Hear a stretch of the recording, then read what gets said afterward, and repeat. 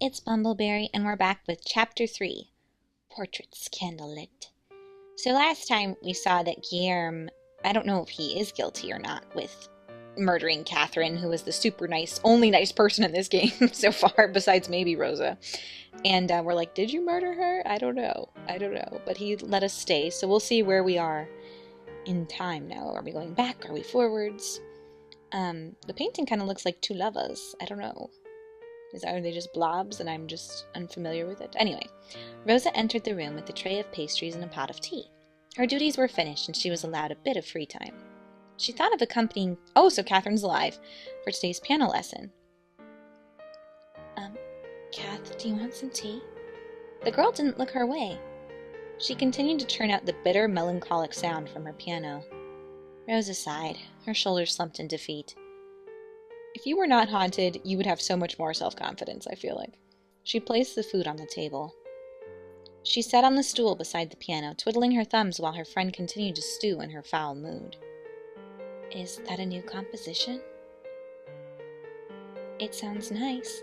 Oh, she's so cute. Look at that hopeful little smile, like, yes, we'll be friends. You like me, right? Look at you, so precious. I love it. Catherine is freaked out. Nowadays you make a new piece every day. It's a shame they're all so sad. Catherine didn't reply to that, but when she did, she was bitter. I saw them again, those degenerate louts. No shame at all. Kath? All right, consenting... Oh, I can't speak. Consenting adults and all that. At least have the decency to close the door. What is going on? You used to be so nice. Sometimes I dare say they want to get caught. When I walked in on them this morning, eating each other's faces, they had this look on them, like they were daring me to say something. Quoi? Do they want my applause? Very nice technique, sire. I very much like the way you swipe. Ew, you swap your spit with my sister? Great tongue action. Très magnifique. Très marvelly. I don't know. I don't speak French. And he even has the gall to speak to me? Be a dear and put them on the table, Catherine, he even said. Like I'm a soft-headed giggle mug of a maid. He wanted me to get annoyed. I just know it. Well, fâchée, I am. She turned to the tea and pastries, stuffing the buttered bread in her mouth. Is Guilleme sleeping with her sister, or somebody else? These things. These darn delicious things. She said the last part angrily, as if she blamed her troubles on the food's relish. Rosa giggled in spite of herself. Catherine wiped her mouth in mock anger. What are you laughing at, wench? It's almost comical to watch you eat when you're angry, Kath. You're like the giant monsters that attack defenseless towns in horror books. Oh, yes? Catherine made sad, tiny squeals and picked up another piece of bread.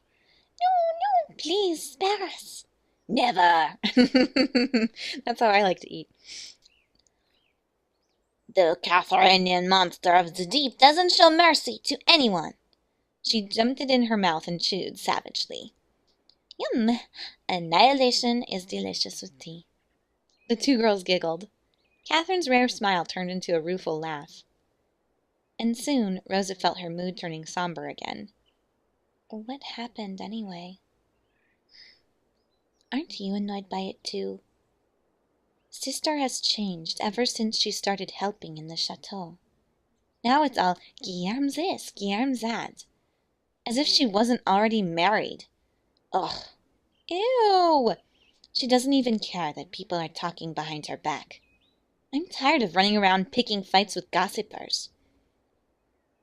She hasn't even visited home for a long time. Father misses her a lot. He always asks about her. Father has worked so hard all these years just to give us a comfortable life. Now he is sick and all she cares about is the dastardly Marquis. Rosa shrugged. Everyone's got the hots for him. Her sister is gross, though. I'm a little bit annoyed, but I guess I've gotten used to it. Their lives are their own, Kath. She didn't dare divulge more than that to Catherine, but it was partially true. I like Guilleme. He's a nice friend. But I love my sister. If they want to stay together, then why not fix this and have at it?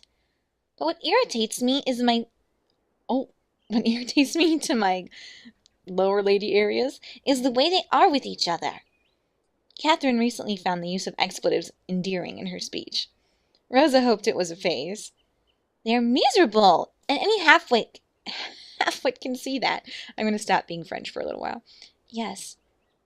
I've told Emile time and time again to smarten up. She's hurting a lot of people, including herself. But as if she would listen to her 16-year-old brat of a sister, Even Guilleme is depressed. I can tell. Remember when he used to come and visit us here to have tea? Or when he used to have picnics in the afternoon? We used to run around chasing rodents in the garden. You ran around. We just watched you get dirty, actually. That's very true, you nit-heads. But then it used to be fun visiting the chateau. Nowadays, we barely even see him. He just stays in his bureau all day, brooding. Is it something adults subject themselves to, like a torture ritual? I really don't understand why two people who are clearly unhappy keep at it. Rosa did understand. At least some part of her did. She couldn't exactly explain how pain and love worked. All she knew was that it had something to do with an absurd, obsessive amount of hope. That is so sad and so true. Oh, Cupid, you're speaking to me. She felt Mother tugging at her mind. She loved Mother so much. Oh, and she is a pain in the butt. There you go, love and pain tied together. Living with the Paredes give her an example to compare to her former life. She had finally accepted that Mother was cruel. That's for sure. And yet Mother still gave her love and kept her from wanting. Was that crazy? Perhaps it was the only love she needed. Perhaps it was what she deserved. You deserve a nice mom. Mom, why are you so mean? Rosa shook the thoughts off her mind and just shrugged. I know you're just worried about your sister, Kath, but they will figure it out. Humans learn. Look at you, all profound and such. You read any good books lately? Just the riveting account of the Ugly Duckling and Baa Black Sheep. Ah, the classics. I don't know how you put up with it, though. I hate reading words. You prefer music? In order to write, I have to learn to read first. Reading is the best. Writing is fun, too. I want to write. Why would you want to do a dastardly thing like writing? Why would you want to hit some crazy strings until your fingers bleed? The two friends laughed again. I want to remember things. I want to write them down. But most of all, I want to feel the way you do when you play the piano, Kath. Oh? The way you look when you play, your passion and bliss in musical form. It feels like love, like magic. You inspire me to do something fulfilling and grand. They're the cutest best friends ever. Well, I'm sure you will. Hey, why not write a play one day? Oh. Let's do it. You'll write an amazing play, and I shall provide the music. We'll travel around the country and perform. We'll make lots and lots of money and gain lots of followers. We shall be known as the Parade Caravan of Wonders. Parade? Are you sure? Puns are the best. Trust me. I love her optimism is back. No more melancholy for you. We're going to the circus. That sounds pretty darn batty, Kathy. Ugh. From this day forward, nobody is allowed to call me Kathy ever again. Sounds like the sounds of a knock interrupted their giggles.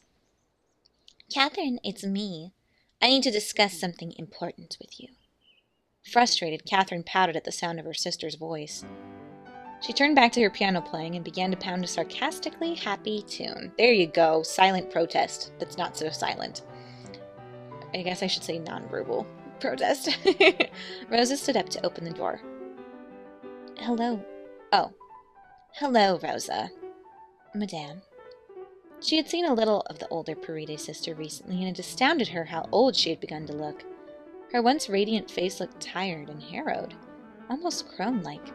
Under her eyes hung huge bags. Yet she still looked quite dignified, full of pride and pomp. There was extra rouge on her skin, and her demeanor was elegant. It was as if pride was her only source of nourishment these days. What is he sucking from these people?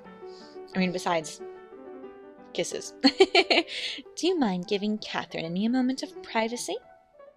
Rosa gave a small bow. Of course not, madame. Rosa gathered her nursery books and squeezed Catherine's shoulder before stepping out of the room. Rosa entered the quiet room in the library. Wasn't the whole library quiet? That's kind of the point of a library, even if it's within a house. She was about to approach the table when she noticed Guilleme already occupying a seat. He was writing something in a book, somewhat immersed in the activity. Rosa stopped dead in her tracks. She was blushing, just like, I love you. Leave now while he's not looking? Go in. Why not? Why are you so nervous, anyway? Just ignore him. He doesn't seem to notice you. Unfortunately, Guilleme lifted his head and saw her by the door. Oh, hello, Rosa. Rosa took a step back. Maybe she should walk away. But wouldn't that be rude? He had already seen her, after all. But she had never been alone with him. It was just too awkward. Well, why not just go in? It's gonna be fine. I'm sure. It's not like he's making out with anyone in contact with him. They had conversed normally before. Maybe he is a succubus. That was because Catherine had been around to disperse her awkwardness. Now I look like an idiot. Guilleme watched her pace in front of the door in amusement. Rosa decided to go in. She had embarrassed herself anyway. There was little left to lose. Besides, there was nowhere else to go in this big house. She had already gotten lost in its hallways, much to the annoyance of the maitre d'. The library was her favorite place. If she stayed quietly in one corner, Rosa was sure they wouldn't bother each other. She took a seat at the farthest corner of the table and opened her book. Oh no, he's actually standing up and walking over? No, you horrible man, just sit over there while I sit over here. But Guilleme was already beside her, peeking in at what she was reading. A cold sweat spread on her scalp. Rosa, that book. Rosa began to chatter nervously. I know it's a children's book, sire. I'm teaching myself to read. I know most commoners don't really bother, but I want to learn, so please don't laugh or mock me. Guilleme pointed to the book. It's upside down. Rosa stared at it. The ducks in the painting had their feet up in the air. Rosa squirmed, feeling heat on her cheeks, but she couldn't think of anything more embarrassing. I'm sorry. Guilleme's face lost its cheer. What do you need my forgiveness for? Rosa looked up at Guilleme. His eyes lacked the gentle glint they usually had. It was such a subtle change, something felt rather than observed. She thought he would reprimand her further. His face certainly looked like it. Instead, he sat down beside her, drumming his fingers on his cheek while he watched her wordlessly. Yes? Well? Weren't you going to read? Yep. What was wrong with him today? He didn't seem like himself. He doesn't seem particularly chipper for someone having a fling either. Had he eaten something bad?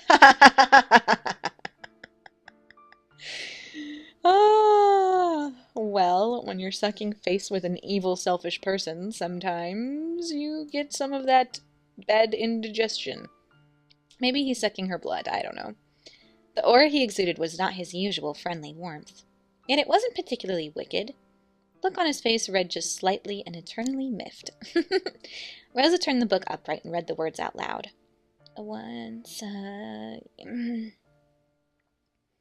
That is the U with the short sound. It is pronounced like this. Guilleme made a sound, his face still in his lazy stare. Rosa nodded and continued. Her nerves were a bit frazzled, but she was actually at ease in his presence.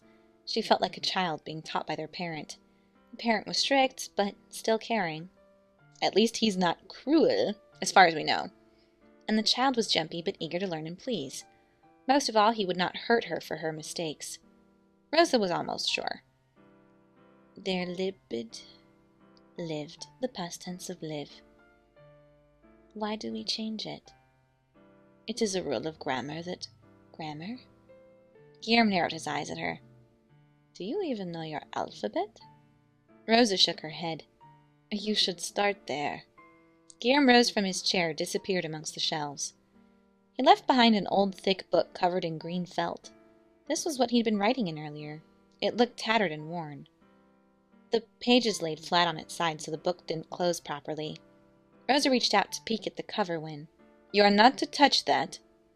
Rosa's whole entire body froze. I was wondering if that would be a choice, like, reach out and steal his diary. He's like 5 feet away, though. Guilleme's stare followed her, even as she whispered numerous apologies under her breath. "I'm sorry, I'm sorry." Guilleme just rolled his eyes. "You're always seeking forgiveness for everything." "Am I? I'm sorry." Uh-oh. His hand struck the table in front of Rosa. "Stop apologizing." In the quiet of the library, the sound rang uncomfortably in her ear. When she looked up, Guilleme's face was looming severely above hers. He moved closer to her, his eyes fixed on her intensely. Rosa's mouth hung open. She struggled to say something, but her wits were like the burning ends of a matchstick. Before she could compose herself, she felt Guilleme's hand lift her chin. Rosa's heart thumped loudly inside her chest. "Please don't. Not you too." She felt his breath on her face, and her heart sank into despair. She shut her eyes and prepared herself for the worst, like she always did when... Then she felt her face being turned from side to side. Always did. How many other people have done this to you, girl? My gosh. She opened her eye, and where's Mom during all this? She saw Guilleme studying her face like a textbook. "You're a fairly attractive girl. Why do you carry yourself as if it is a slight?" She lifted the hair that hid her damaged eye. Rosa clenched her teeth. "Is it because you were hurt before?" He said it so matter-of-factly, like he was stating that the sky was blue. Rosa recoiled from his touch. "No, I did that to myself." "I wasn't talking about your eye." He placed a book on the table. "So he knows. Is he psychic? I don't know." It was a thin pamphlet filled with letters. If he's psychic, man, he's heard some nasty things from the mom. There were lines on the book that instructed the user to trace letters with their quill. Rosa wanted to focus on it, but she could feel the truth in the Marquis's words stinging her. "It was the way you went limp when I touched you. Next time, I advise you to fight back." Yeah! "If you don't want to be touched, then you don't have to be. Do you understand this?" "But I am weak." "Says who?" "Exactly, Guilleme. Give her some self-confidence."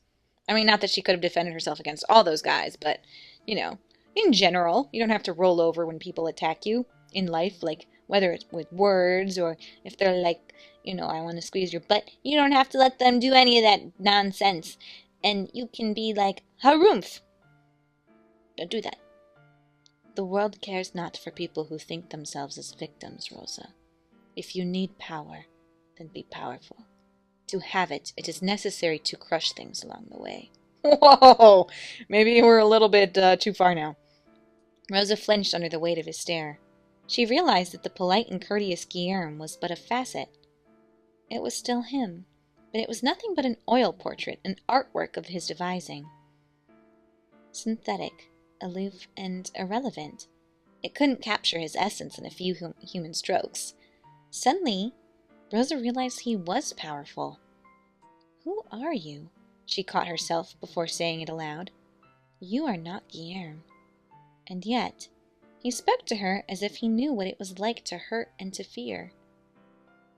"If you don't actually act like you own yourself, then people will not hesitate to take everything." That's a good way to phrase it, like you own yourself. And if you don't own yourself, other people will try to take ownership of your stuff. Like they'll try to boss you around and be like, "You do this and you do that, and you are this and you are that, and you're not. You are yourself." Well, I hope you are yourself. I hope you all are okay. Anyway, here I go on a tangent. He laid out the rest of the books he had brought out. One was an activity book for children. It had a picture book of a child holding an apple with an arrow stuck in it. Another was a book of limericks. The other two were thicker books that intimidated her. She would come to know them as Hamlet and Paradise Lost. But the one that caught her eye was an ornately designed book. It had a beautiful red jacket with delicate gold trimmings lining the corners. The gods and goddesses of Roman mythology. This would be her favorite book, her treasure, and she knew it like love at first sight. Oh, she loves mythology. So do I. Good job, Rosa. We have something in common. "These books are yours. Take them with you. Read the thin ones first, and then gradually build your vocabulary with the thicker ones. Rosa ran her hands over the skin of the red book. She opened the cover gingerly, as if unwrapping a present. Thank you. No thanks needed. I simply showed you some books from a portion of the library you were unaware of. You're still so generous. Even if you are like this. Like what? That. What? Somewhat irritable? And there's just awkward silence. Then he gave her a giant laugh that made Rosa jump out of her skin. I do look darn irritable, don't I? Why? Is it because of Amelie? Emily? I don't know. Guillerme's eyes drifted away. No. I've always been. You just pointed it out. But you're not usually like this, especially with Catherine and the townspeople. I find it easy to adapt to people, especially the ones I like. Guilleme looked at Rosa as if he had just become aware of her presence. Makes me wonder why I'm so stern with you. I'm sorry. Rosa shook her head. I somehow prefer this side of you. Guilleme cocked his head to the side. He brought out the green book that Rosa had noticed earlier. This is called a journal. When you learn to write, start one. What is it? Something you can use to remember yourself when you've forgotten. Does it work? It used to. Nowadays, not anymore. Oh. What? How old are you? Lestat. The act itself is the only thing I remember. Now, let's start with your vowels. You're screaming in the chateau. It's Catherine. I'm coming, Catherine, although you'll die anyway eventually. Guilleme sprinted to the door, with Rosa not far behind. Hello? Back in the piano room, Catherine took a shaky step toward her sister. She wasn't moving at all. I didn't... It was an accident. Emily? She was overcome with the urge to approach her sister and shake her awake. Make sure she was okay, but it was a nasty fall. Amelie? Catherine saw the way her sister's head snapped back as it collided with the sharp corner of the piano. Oh, is this how she dies? She watched it all like a series of photographs in her head. She had to check on her, but her feet refused to move. Instead, she began to retreat into a corner. She didn't even notice her legs were moving until her forehead touched the wall. Your forehead touched the wall? You're just like in the corner, Blair Witch style? She didn't want to turn around. Oh, goodbye.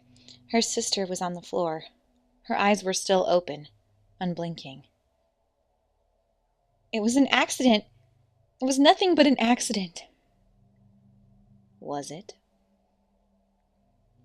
She pushed first. She got really scary. She strangled me. What? That's absurd. Are you sure? Would she do that? I don't know. I think she did. What? Catherine touched her throat. It felt fine. That Paride girl, Amelie, is it? She really believes just because the Marquis took her in that he's interested in her? Well, she's obsessed with the master.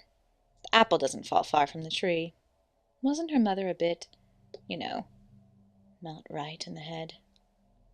What? It probably runs in the family. Well, Rosa is screwed. Amelie had looked mad. Her eyes had burned with malice for her as she closed her fingers around Catherine's neck. But she couldn't remember if that had really happened. Sister was always kind to her. She would never, ever hurt her, even when they got into fights. Sister loved her. I don't know about that. Am I turning mad? I have the blood of a madwoman. Am I going to end up like her? I only told her the truth. Guilleme doesn't care for her. And she doesn't even care for him that much either. It was all just chaff. The relationship. No sense trying to make everyone else miserable, too. But she called me jealous and a witch. She's never called me a witch. She said that they'd decided to send me away. My lesson sent home. The piano replaced. It was for my own good, she said. I don't have to travel here all the time. I can concentrate on my other endeavors. I can make new friends. But I know she just doesn't want me near the chateau or Guilleme. She hates it when I catch her with him. Perhaps this morning was the last straw? She hates it, but she also smirks at me when I see them, like she basks in it. I think I might hate her. Catherine's thought ran through her head like a storm. They poured out of her aimlessly. I wonder if the piano is broken. Am I going to pay for it?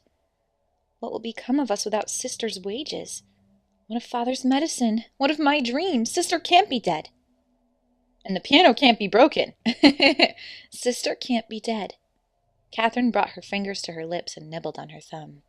She didn't notice this. Her mind was preoccupied. She was in the corner of the wall, biting her fingers. It was a tiny comfort in a rapidly collapsing world. Guillaume opened the door and found Amélie lying on the floor. An ugly gash broke the skin of her forehead. Facing the wall was Catherine, shivering like a leaf and viciously devouring one of her fingernails. He approached her cautiously. Catherine? Rosa was out of breath but still able to let out a gasp at the scene.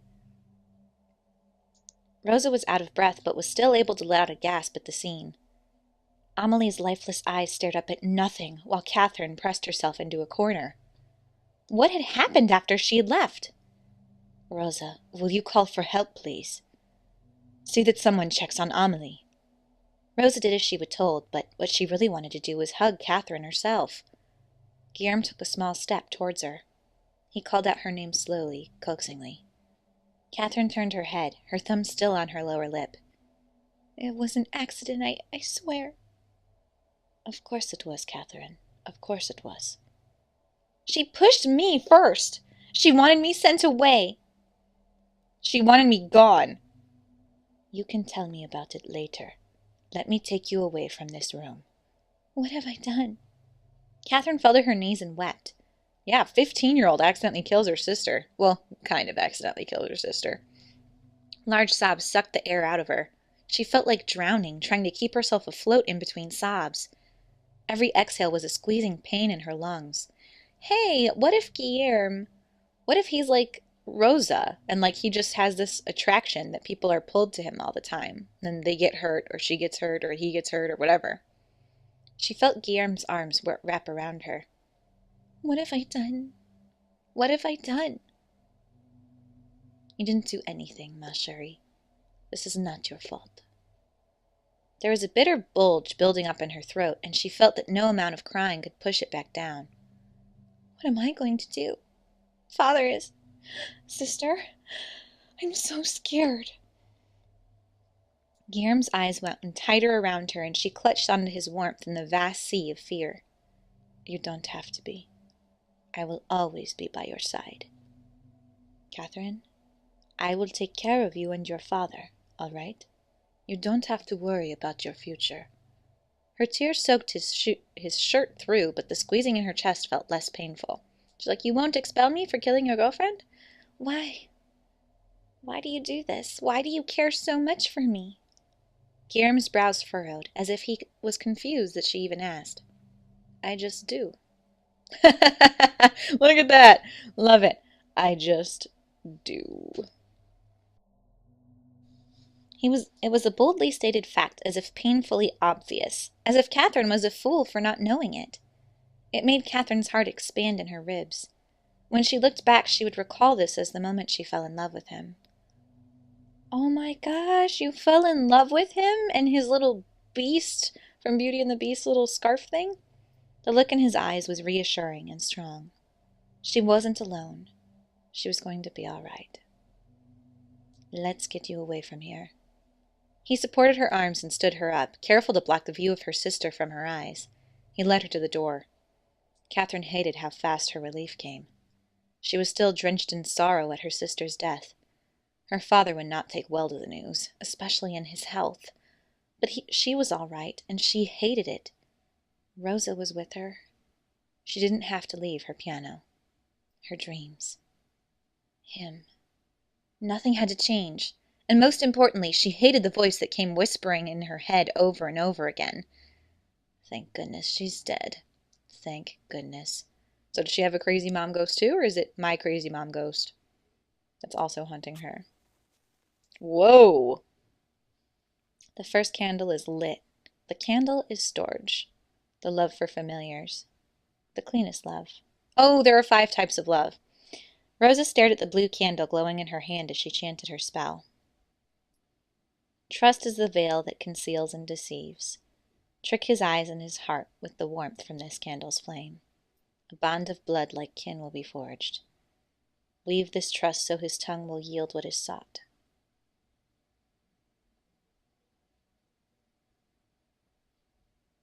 Are we going to find out what happened? Rosa stood by Catherine's tomb, nursing memories of her. The soft wind lightly blew in her hair. She reminded her of Catherine and her playful ways. Tears sprouted from her eyes, even the wind. I guess I shouldn't scold her, just console her. I'm always here, my love. Loss will always hurt. But you love Mother the best, don't you? Yes, Mother. Then you're going to be fine. Great, let's go home, no more tears. I will never leave you like Catherine did. Rosa? Guilleme's soft voice came from behind. Rosa glanced at him in acknowledgement. Look at him all swanky. He stood quietly beside her for a few moments, but ventured to speak. Have you thought about my offer? My house is always open for you. Remember that. I'm sorry for my outburst back then. It's nothing. The wind played around their feet, and Rosa pictured Catherine as part of the breeze, playful and free. She was free from the pain and confusion that had plagued her in her last days. They stood beside each other in solemn reverence. Finally, Rosa broke the silence. She was my family. I was in pain before she came along. I didn't know any better. She gave me hope. She was bright, like a flame. When I close my eyes, I can still see the imprint of her light in the darkness. I can feel her warmth. A star. They didn't speak again for some time. Guilleme cleared his throat. I was an orphan too, much like you. I know what it feels like to lose too much. I wandered for a long time before I found anything to live for. Were you alone? Sometimes. Always. So he had people, but, they weren't his real people. They didn't actually care about him. He had to learn to deceive in order to get all of what he has now. I think that they both have the attraction thing. I don't know if he's haunted by a ghost, though, but I know that he's lived a long time. Rosa nodded. Did you have family? Guilleme shifted uncomfortably. No, they, left me behind. I never knew them. Liar! That's okay. Much of my memory of it is blurred. I was taken in by kind people once before, but... Guilleme sighed, and Rosa observed a certain disquiet in him. I didn't belong. You don't belong with nice people? You could fake it pretty well. But you have no difficulty mingling with people. I think of that as a necessity rather than a preference. But either way, it can be quite tiresome after a while. I hear that. Things don't last. I don't know why I'm telling you this. I am making the mood worse. I'm sorry. I don't mind. Guilleme had never opened up to her about his past before, and it worried Rosa how little she actually knew about him. Anyway, would you like to go around town? I'd very much like to take you someplace more cheery. How about our favorite spot? Guilleme smiled with understanding. The pair traveled up a hill at the edge of the town. There the view overlooked the quaint village. The sunset painted everything in the pink glow of dusk, of endings. It's always so beautiful here.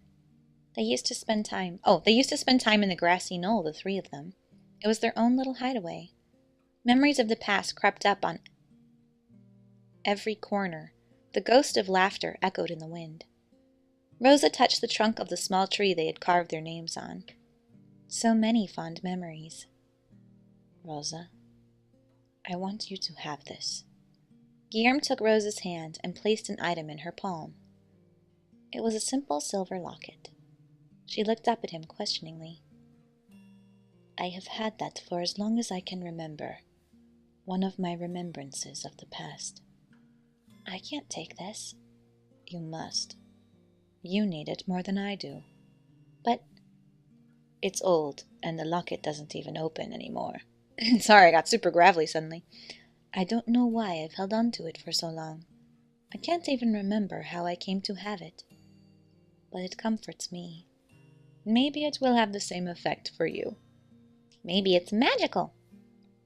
This is your treasure, Guilleme. It feels wrong to take it. On the contrary, I believe you must have it. Call it a hunch or a feeling, an urge on my part. I am not good with expressing sorrow or giving comfort, but I want to do something, at least, for you. You have no guilt, but you are kind, and I appreciate that, even if you are a succubus. Mwah, mwah. Kiss your cheeks with my little arrow cursor. He closed his hand over hers, affirming the gift. It's yours. Please take it. You are wrong if you think I am letting you stay in the castle simply for Catherine's sake. I do it of my own accord. Let me do this for you, Rosa. We have been friends for quite a while. If you need to leave, then at least stay until you feel ready to go. All right. But I will continue working in your household for my lodging. You don't have to do that. I can raise your status to a lady. You can read and write now, and very well. I'm sure you will be more comfortable in a higher position. I have no need for a higher position. Just free access to your library. You have come a long way from the shy girl back then, Rosa. Watching you grow has been a pleasure. Yes, the library is yours. They were quiet for a while, only conversing through looks, smiles, and tiny sighs. Rosa realized she had been holding on to Guilleme's hand all that time. She broke off from his hold, rather embarrassed. I was totally like, are you guys flirting? Our best friend and wife is dead. Yes, you are a comfort. Cha-cha-cha. We should head back. You're right, it's getting quite late. Guilleme walked over to the carriage to get it ready. Excellent, child. Being a maid in his household will give you free access to the rooms. He trusts you completely. It seems that the candle worked. Oh, so you cast that so he would trust you, so you could find out what really happened. I guess so. Rosa looked at the silver necklace in her hand. She fiddled with it, trying to open the lock.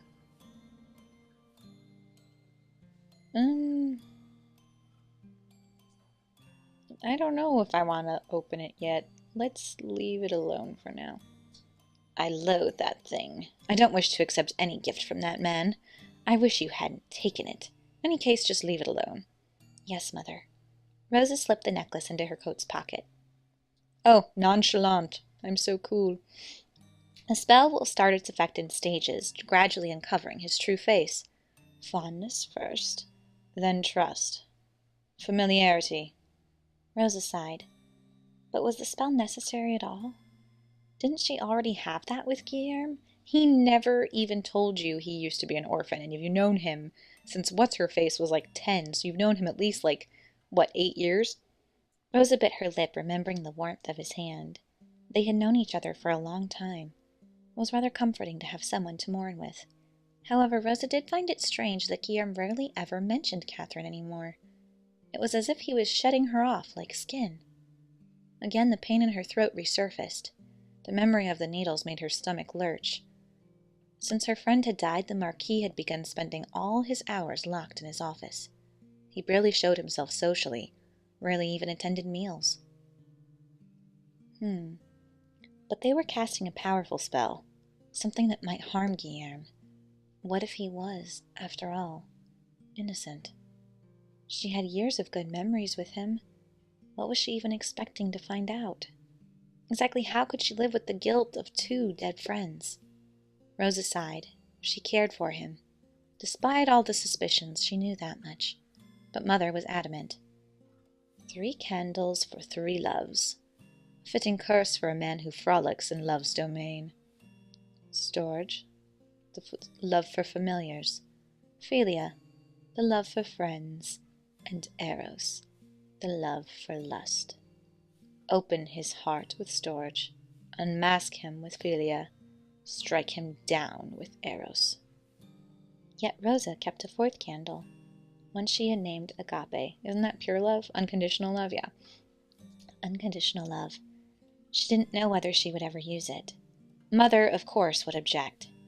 Just in case Eros successfully struck Guilleme, she wished to light Agape.